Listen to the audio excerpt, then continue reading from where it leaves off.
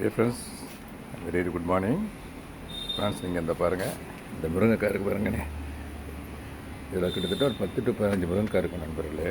முருங்கைக்காய் இந்த பாருங்கள், 10 to 15 காய் இருக்குது. கொஞ்சம் சில காயெல்லாம் முத்திடுச்சு. அப்புறம் சதைப்பிடிப்பு உள்ள நிறையா இருக்குது. நாட்டுக்காய் அந்த இது அந்த முருங்கை மரத்தில் இப்போ பறிச்சு நண்பர்களே. இந்த முருங்கை மரத்தை இப்போ பறிச்சது இன்னைக்கு சமையலுக்கு.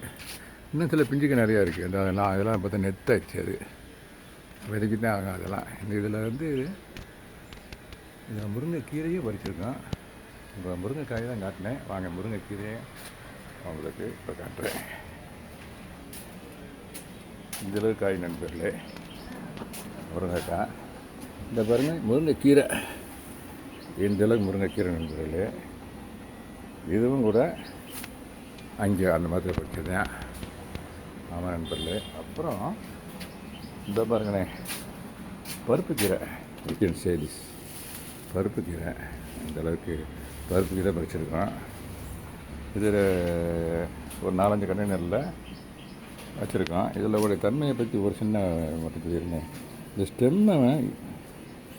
ஸ்டெம் இருக்குது பாருங்கள். இந்த ஸ்டெம்மு இதை ஊண்டி வச்சு, இந்த கீரையை நான் எடுத்துகிட்டு சமைச்சிட்டு இந்த ஸ்டெம்மை ஊண்டி வச்சாலே இதை வந்துடும் நண்பர்கள். இது இந்த முருங்கை மரத்துடைய ஸ்டெம்மெலாம் எடுத்து நல்ல மண்களை கவர்ந்து ஊண்டி வச்சாலே வந்துடும். இந்த பாருங்கள், இது இந்த கண்டெய்னர் தான் வச்சுருக்கேன்.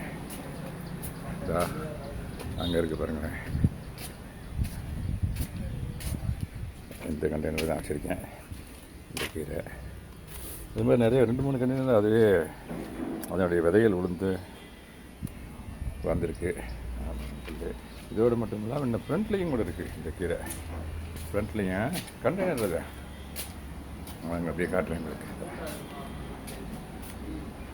ஃப்ரண்ட்டில் கண்டெய்னர் இருக்குது.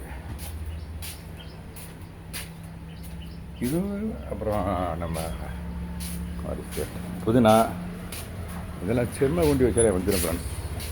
ஸ்டெம்மை ஊண்டி வச்சாலே அது வந்துடும். இந்த பாருங்கள், இதுக்குள்ளே கூட அந்த கீரை தான், அந்த பருப்பு கீரை தான். இது இந்த பருப்பு கீரை தான். இதுலேயும் கூட பருப்பு கீரை தான். ஜஸ்ட் ஒரு சிமெண்ட் பாட்டில் தான். இந்த பாருங்கள், பருப்பு கீரை பூ விட்டுருக்கு பாருங்கள். பூ கூட இருக்குது பாருங்கள், ரோஸ் கலரில் இருக்குது பாருங்கள். ஆமாம் ஃப்ரெண்ட்ஸ், இந்த இதுவும் கூட அந்த தான். இந்த இருக்குது பாருங்கள், இதுவும் கூட அந்த தான்.